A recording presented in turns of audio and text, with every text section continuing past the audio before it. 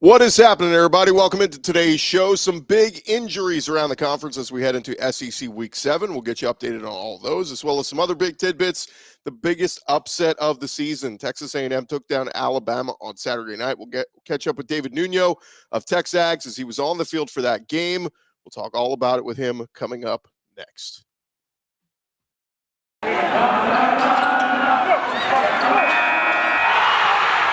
You are Locked On SEC, your daily podcast on the Southeastern Conference. Part of the Locked On Podcast Network, your team every day.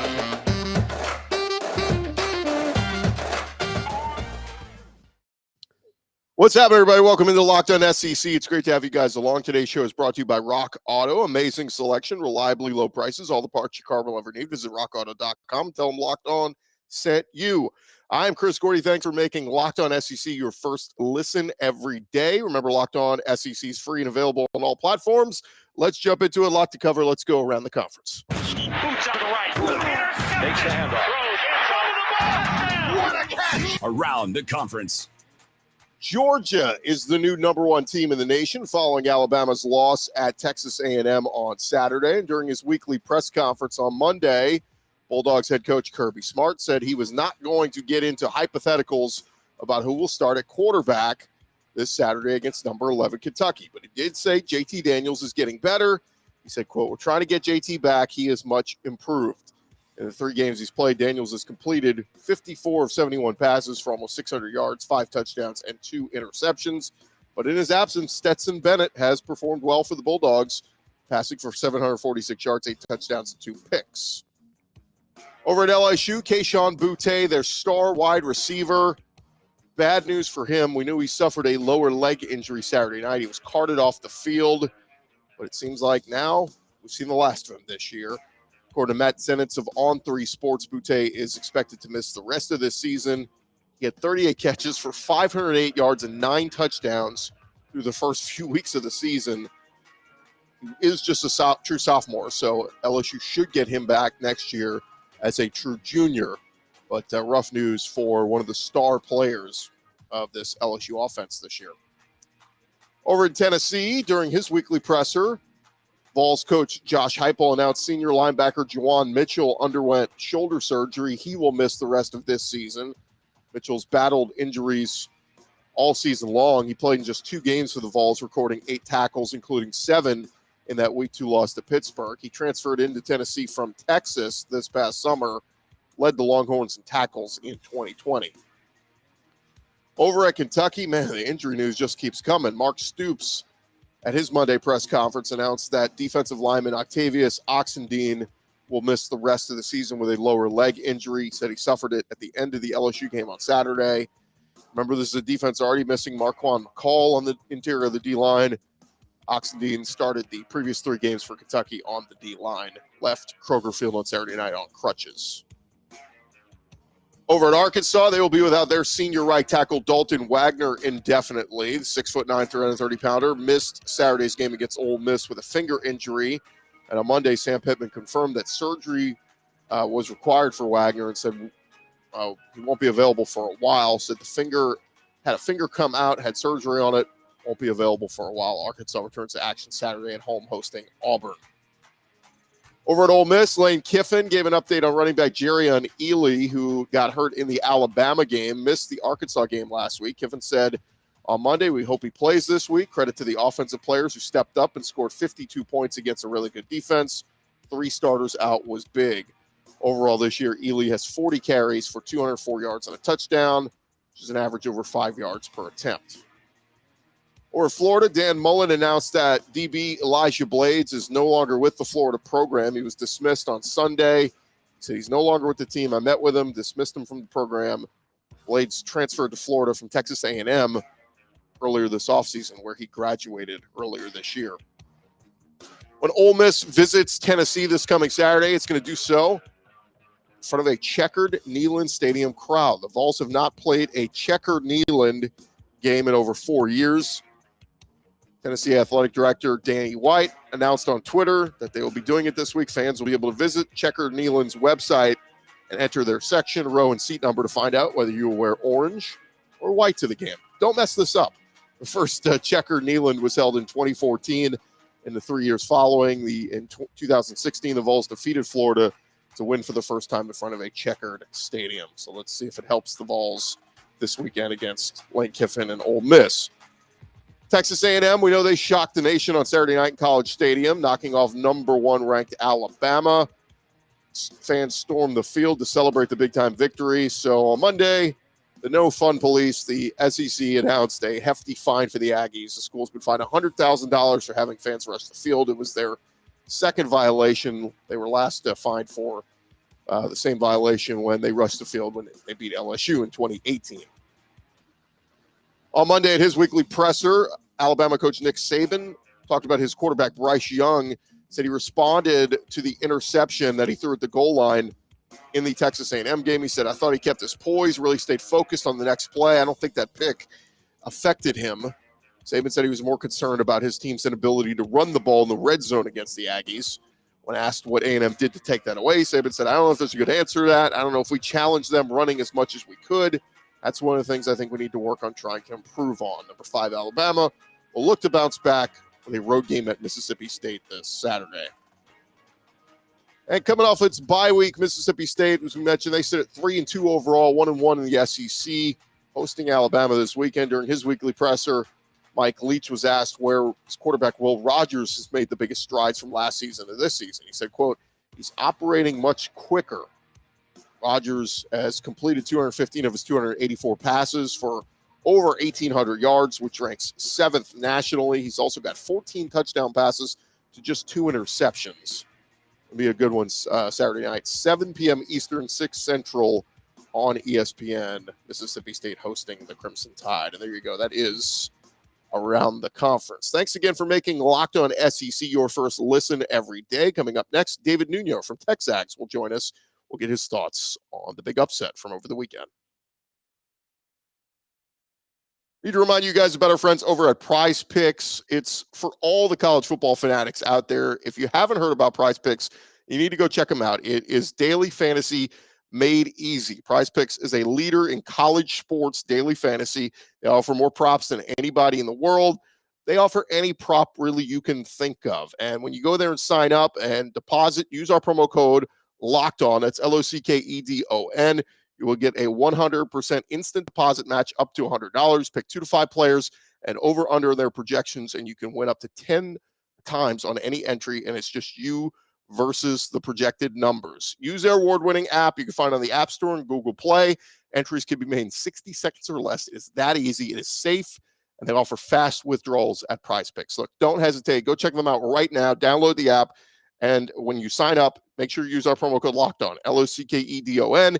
You go to your app store, download the app today. PrizePicks is daily fantasy made easy. I know you're going to enjoy it. Go check them out.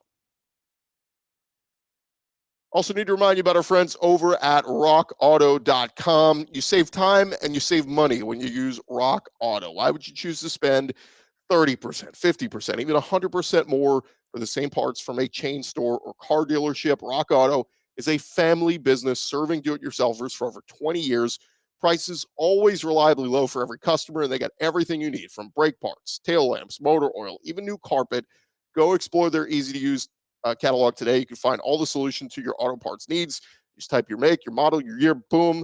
There you go. Everything you need. Just search what you need. They'll send it right to your door. Go to rockauto.com right now. See all the parts available for your car or truck, and make sure you're right locked on in their How Did You Hear About Us box so that they know that we sent you. An amazing selection, reliably low prices, all the parts your car will ever need. They are rockauto.com.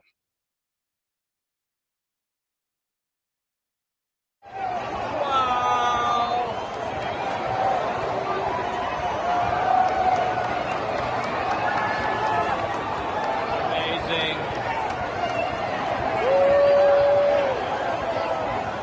Right along here, Locked On SEC, and joining us now, a guy who was very excited on the field at College Station on Saturday night. He was there covering the action, saw it happen firsthand. The upset of Alabama as Texas A&M took down the Crimson Tide. Our buddy David Nuno from TexAgs Radio joins us now. David, man, I'm sure you've been riding high these last couple of days here. Yeah, it's funny because I wrote very low the 2 weeks prior to that game against Alabama because the Arkansas game, not that I was surprised that Arkansas was able to beat them, but how flat A&M came out in that game. Mississippi State, every game in the SEC, as you know, is a losable game except maybe Vanderbilt. That being said, apologies to all your Vandy listeners, but that being said, the way they came out against Alabama was just really they had flipped the script because they had been really poor starts for them in every game but the New Mexico game. And then in Alabama, they started off great, and they started believing, and the crowd started believing. Talk about what last week was leading up to this game, because, man, at least for us and for so many people, we're looking at A&M going, Zach Calzada's not looked the part. They look bad against Arkansas. Obviously, they lose the Mississippi State game, and just nobody gave A&M a chance in this game. Everybody's just expecting rout because we just saw what Alabama did to Ole Miss. But what was it like? I mean, was anybody at A&M saying, hey, this could happen? Yes. Well, first off, you have fans that thought that the Aggies wouldn't win a game the rest of the way, and then you had fans that thought they were going to beat Alabama 35-10. Like there was that kind of. But like people close to me, I'd say Billy Lucci was the one guy who did not necessarily predict a victory, but he said, you know what, I think it's going to be closer than people think. I think Jimbo really believes in his guys. He's got a lot of insiders there at A&M who were telling them they were having a really good week of practice. You hear that often in press conferences. This was away from a press conference scene. People telling him close to the program that they felt something different with this team, that something had clicked. Now, this A&M team is not the A&M team that we talked about in the offseason. This is a completely different team because injuries and youngsters having to come and play. The quarterback's different in Zach Calzada. So this was a young team that had to grow up, and maybe they grew up a little bit after facing that early adversity against Arkansas and Mississippi State. What was it about Calzada in this game? I mean, because we saw him for so many weeks, and man, he looked rattled. It was inaccurate at times. I mean, what made it all come together, and especially under pressure? I mean, we've seen all the stats all week long, but even when Bama blitzed or pressured and got in his face, it seemed like he thrived in those moments this week. Yeah, you know what? I started thinking to myself this week that maybe we had Zach all completely wrong, because I thought of him as a quarterback that really struggled in those pressure moments. But if you go back, let's go see what happens. Against Colorado, he had his best moment when the pressure was on at the very end of the game. The week after, when you're taking on Arkansas, he had a mistake at the end of the game, which was an interception off of Bryce Foster's helmet. But if that pass is a little bit higher, they had just moved the ball considerably on the series before. Maybe that game feels a little different. Against Mississippi State, he had a nice drive to make it a 2-point game, and then the offensive line. So I really think it goes back to the offensive line that you have two freshmen starting, a couple guys that weren't expected to start this year. They're expected to kind of learn. And as they get more experience, as Zach Calzada gets more experience, they get a little bit more comfortable. I think that's been the biggest difference. If you can keep Zach Calzada clean, he's got a great arm. Sometimes he throws a little too hard, but he's got a great arm. And I think that was the big difference, keeping him clean and believing early on. That early success, Chris, I have to admit, to me, that was the big difference for him. He felt that he could get the plays done, and the crowd felt that he could get the plays done. And the other one big thing that I think people need to see, his receivers. There were some body language issues early on in the season, some receivers not getting open, they started believing him. When he got hot, they got hot. Talking with our buddy David Nuno from TexAgs Radio. How about the hero of the night? Your kicker, Seth Small. I mean, comes up big. And, man, it reminded me so much of the Florida game from a year ago, right, where it's like things have kind of gone your way, and here you go. You're setting up for the game-winning field goal, and it was almost the same amount of yardage and all that. But talk about that moment. And when you see the ball start to curve left and then hook right, I mean, it almost felt like somebody blew it back right, kind of pushed it, and it was destiny. Yeah, it was exactly like the Florida game. You're exactly right, because the way the score ended, the way their defense had to stand up, it was a turnover in the Florida game. It was a 3-and-out for Alabama. And then Seth Small, when you watch that kick, I'm thinking to myself that there's no way that's going in. When you I saw it on the field and it was hard to see, but when I watched the replay up close, you're like, oh, that's definitely not going in. But he knew. You see his body language. He knew once he kicked it, that's going in. It was like he had planned for it. But yeah, that guy's been nails for this team all season long, no doubt about it. We saw the videos on social media, but what was it like being there on the field? We talked about A&M, of course, getting fined $100,000. I don't think anybody cares about that, but what was it like being down there in the middle of all that and everyone rushing the field? One of the biggest moments in my career. I was there with the Astros in 2015. I was there for the Astros many times, but my favorite moment with the Astros was in the wild card in 2015 when they beat the Yankees at Yankee Stadium. Being in there, seeing those young guys all celebrating together, that's up there. The World Series run, AC Law hitting a big shot, playing A&M against Texas back in 2005, I believe it was. The electricity at Kyle Field, it's always great. I mean, the week prior against Mississippi State, I walked in that field midway through the fourth quarter. I'm like, this place is about to explode. Multiply that by 100. And then, I've been in some of those situations where fans rush the court or the field. It's scary. This was not a scary situation. It was almost like they were waiting, and then they came in. And it was just a beautiful atmosphere. I'll tell you, you felt it on every play. You felt it in the press box. I was sitting next to Olin Buchanan, who I do the first hour of radio with, and we kept on looking at each other like, they may have a chance. And then the fans were into it. It was crazy. But you know what? This is a team that everybody expected to see in the offseason. They showed up, and those fans didn't forget that team. That's why they really blew up in that game. I know you work out, David, but man, I would have if you would have gotten pushed down by one of those Nick Saban, state troopers. I don't know what you would have done because they knocked out a poor girl, and I mean they're just steamrolling to get something out of there, and it was an ugly scene. But outside of that, a lot of joyous, and of course we saw the kicker's family and all that. Really, really cool. I need to remind you guys about our friends at BetOnline.ag. They are back and better than ever. All eyes on the gridiron as football season is rolling along. Crazy to think we're near the halfway point for most of college football. And as always, BetOnline is your number one spot for all things pro and college football action this season. With a new updated website and interface, they got even more props and odds and contests. BetOnline continues to be your number one source for everything football. Head on over to their website right now. You can even do so on your mobile device. Sign up today. And if you've never signed up before, you can get a 50% welcome bonus on your first deposit when you use our promo code LOCKEDON. That's going to get you your bonus when you sign up. From football to MLB playoffs, NBA is about to start. All of it is there for you. Don't wait to take advantage of all their amazing offers for this season. BetOnline is the fastest and easiest way for you to bet on all your favorite sports. BetOnline is where the game starts. Go check them out. Get in and get ready for all the games happening this weekend. I know we've talked about SweatBlock before, but if you haven't tried them, I really recommend it. Look, if you or someone you know suffers from excess sweating, especially that underarm pitting, as we call it, you need to try our friends at SweatBlock. They have antiperspirant wipes that are stronger and more effective than most clinical antiperspirants. You simply apply it at night before you go to bed. The next morning you wake up, you wash, you go about your day without worrying about sweat. It is guaranteed. It's doctor created, doctor recommended, works for up to 7 days per use. Been featured on the Rachel Ray Show. Even firefighters have tried it out, and it's a bestseller on Amazon for the past 10 years. Over 13,000 reviews, manufactured right here in the US of A. I know it sounds too good to be true, but you need to go check them out. If you or someone you love is dealing with excess sweating, you have to go check out SweatBlock. Get it today. You can even get 20% off over at sweatblock.com when you use our promo code LOCKEDON, LOCKEDON. Use that. Get 20% off at sweatblock.com. You can even find them on Amazon and CVS, sweatblock.com. Go check them out today. Quick perspective from the other side. What did you see from Alabama?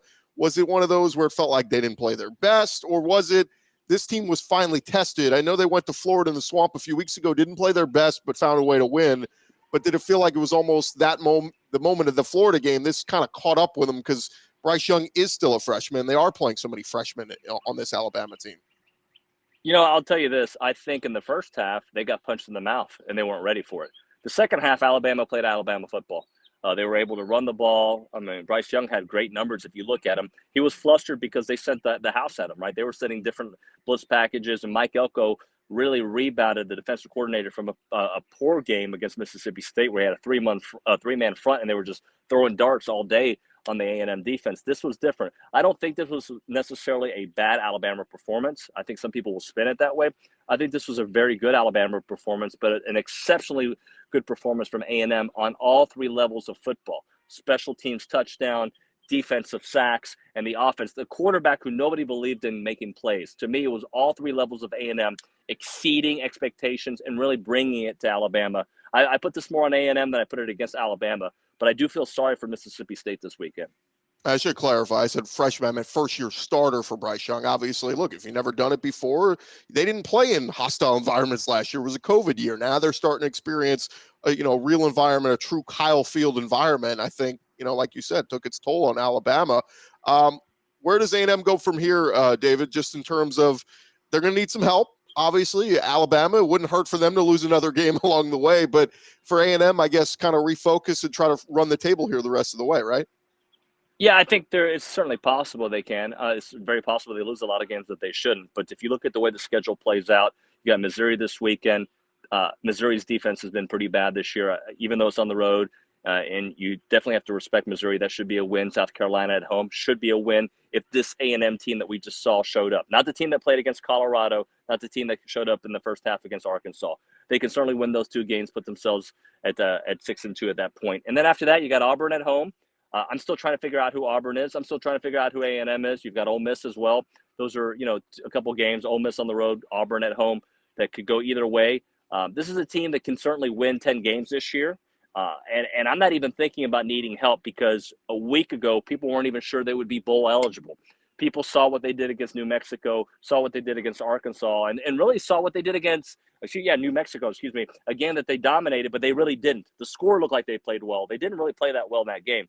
So, I think just play the games in front of you. It sounds so cliche. It sounds so much like a coach. But this team can win 10 games, but it is the SEC.